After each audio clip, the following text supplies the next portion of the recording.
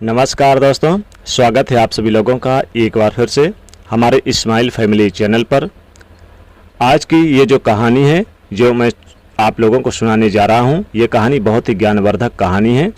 जो लोग इस कहानी को पूरे मन से और दिल से सुनते हैं उसके घर में कभी भी कोई क्लेश उत्पन्न नहीं होगा। उसके घर में हमेशा सुख और शांति बनी रहेगी। उसके घर में माता लक्ष्मी का सदैव आगमन रहेगा। ये तो आपने सुना ही होगा कि जिसके घर में रोज झगड़े होते हैं, लड़ाई होते हैं, क्लेश होते हैं, उस घर में कभी भी बरकत नहीं होती। उस घर में कभी माता लक्ष्मी का आगमन नहीं होता। और जिसके घर में सुख शांति बनी रहती है उस घर में सुख समृद्धि का आगमन तेजी से होता है। हो सके तो इस कहानी को पूरा सुने। यह कहानी आपके जीवन में वो सारी सीख देगी। यह बहुत ही ज्ञानवर्धक कहानी है, इसे जरूर सुने। एक मोर और मोरनी की कहानी। इससे पहले कि आप हमारी कहानी में खो जाएं, चैनल को सब्सक्राइब करके बेल आइकन को प्रेस करना ना भूलें। चलिए कहानी शुरू करते हैं। एक जंगल में एक मोर और मोरनी रहते थे। मोर और मोरनी बहुत ही हंसी खुशी से जंगल में रहा करते थे। एक दिन मोरनी मोर से कहती है कि पिया जी, हमें यहाँ से चलना चाहिए। हमें वहाँ चलना चाहिए जहाँ हमारे समाज के लोग रहते हैं। काफी सारे मोर और मोरनी रहते हैं, हमें वहाँ चलना चाहिए। मोर मोरनी से कहता है कि प्रिय, अगर हम वहाँ चलेंगे तो लड़ाई झगड़े होंगे। हम दोनों इस जंगल में कितना सुकून से रहते हैं, हमें वहाँ जाने की क्या जरूरत है। लेकिन मोरनी जिद करने लगती है तो मोर भी मान जाता है। मोरनी की जिद करने पर वो दोनों उड़कर एक नगर में आ जाते हैं। उस नगर का राजा पशु पक्षियों की भाषा को आसानी से समझता था। उस राजा ने कराह शास्त्र की पढ़ाई की थी। कराह शास्त्र का मतलब यही होता है कि पशु पक्षियों की भाषाओं को समझ पाना।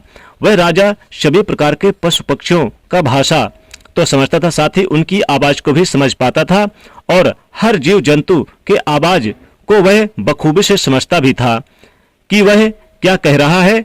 दोनों मोर और मोरनी उसी नगर में आ जाते हैं। एक दिन की बात है, राजा अपनी रानी से कहता है, हे रानी, मुझे बहुत तगड़ी भूख लगी है, आप मुझे भोजन खिला दीजिए।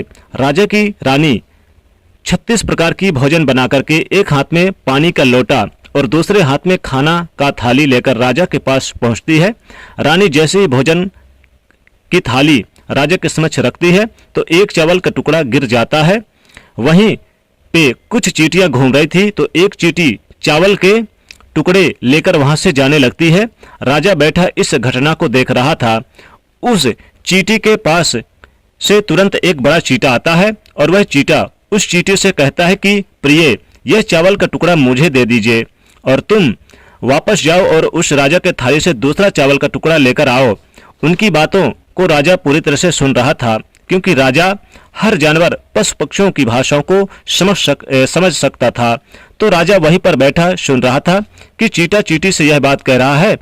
चींटी चींटा से कहती है, नहीं, मैं नहीं जाऊंगी। अगर ये बात राजा को पता चल जाएगी तो राजा मुझे मार देगा। फिर चींटी चींटा से कहता है कि तुम जाओ, राजा को नहीं पता चलेगा। चींटी फिर जाने की कोशिश तो करती है, लेकिन आधे रास्ते से वापस चली आती है और चींटी से कहती है, नहीं, मैं नहीं जाऊंगी। हो सकता है राजा को पता चल जाए, राजा मुझे मार दे। राजा उस दोनों को देख रहा था और ये सारी बातें सुन रहा था। चींटा को इस बात का यानी कि मान हो जाता है कि राजा हमारी बात को समझ रहा है और सुन भी रहा है। चींटा फिर से चींटी से कहता है कि देखो, लगता है राजा हमारी बात को समझ रहा है। राजा ने हमारी बातों को सुन लिया है, इसलिए वह हमें ही देख रहा है। चींटी चींटा से कहती है, अगर राजा ने हमारी बातों को सुन लिया, अगर ये बात राजा किसी और को बताएगा तो उसी समय पत्थर का बन जाएगा। राजा चींटी और चींटी की बात को बखूबी से सुन लेता है और समझ लेता है। राजा इस बात को सुनकर हंसने लगता है। राजा की हंसी आने लगती है। राजा जोर जोर से हंसने लगता है। जैसे ही राजा को हंसी आती है, उधर राजा की रानी रसोई से बाहर आती है और जैसे ही रसोई से बाहर निकलने पर राजा उसे हंसता हुआ दिखाई देता है। रानी राजा को हंसते हुए देखकर सोचने लगती है कि शायद मुझसे कोई गलती हुई है, इसलिए राजा साहब हंस रहे हैं। रानी राजा के पास आती है और कहती है कि हे महाराज, क्या मुझसे कोई भूल हो गई, कोई पाप हुआ, क्या मुझसे कोई गलती हुई कि आप इतने जोरों से हंस रहे हैं? राजा रानी से कहता कि नहीं नहीं, ऐसी कोई बात नहीं है, मुझे बस यूं ही हंसी आ गई।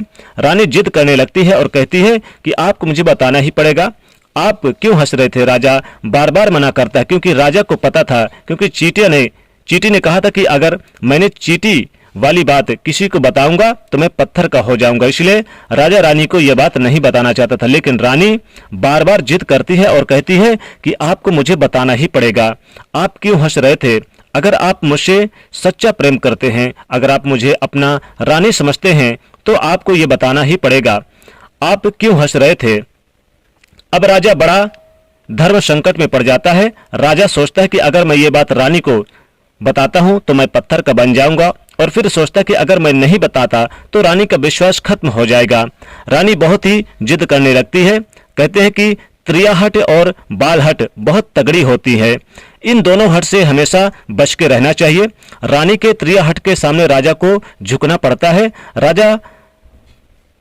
रानी के त्रियाहट के सामने राजा को झुकना पड़ा और रानी से कहता है कि ठीक है, अगर मैं ये बात मैं आपको बताऊंगा तो बाद में आपको पछताना पड़ेगा। रानी कहती है कि अभी तो आप कह रहे थे कि कोई बात नहीं है, अभी आप कह रहे हैं कि मुझे पछताना पड़ेगा। रानी कहती है कि जरूर कुछ तगड़ी बात है, और रानी और ज्यादा जिद करने लगती है। तब राजा कहता है कि ठीक है, अगर आप नहीं मान रही तो चलिए मैं किसी जंगल में आपको ये बात बताऊंगा। राजा रानी रथ पर सवार होकर जंगल के लिए निकल पड़ते हैं। जैसे ही वो घनघोर जंगल में पहुंचते हैं तब राजा सारी बात रानी को सुनाने लगता है। जैसे ही राजा थोड़ी थोड़ी बात रानी को सुनाता है, वैसे वैसे वो धीरे धीरे पत्थर का बनता चला जाता है। जैसे राजा आधी बात रानी को सुनाई, वह आधा पत्थर का हो गया।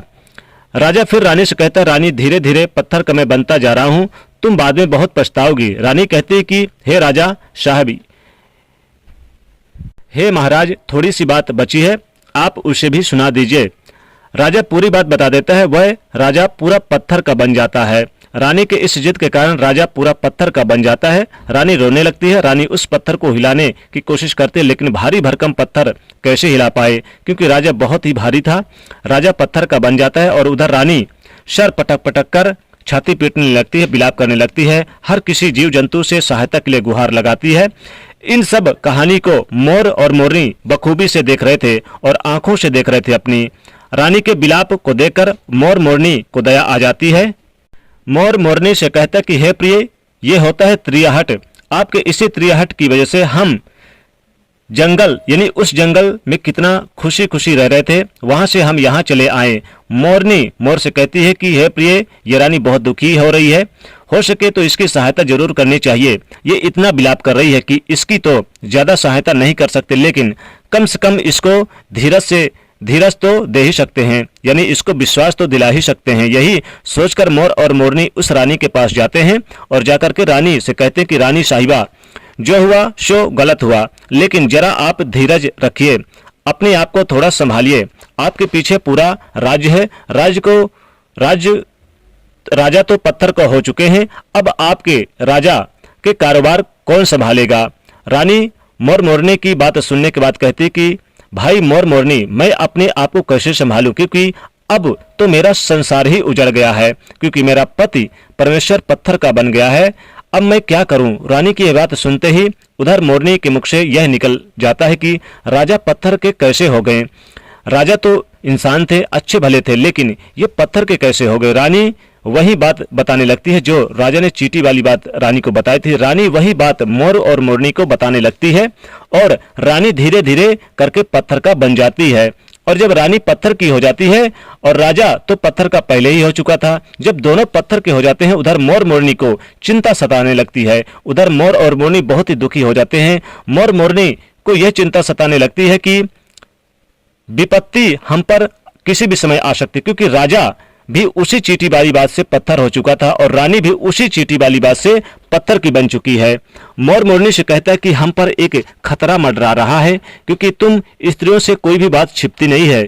मोरनी मोर से कहती है कि पिया जी, यहाँ से हम दूर चलें क्या।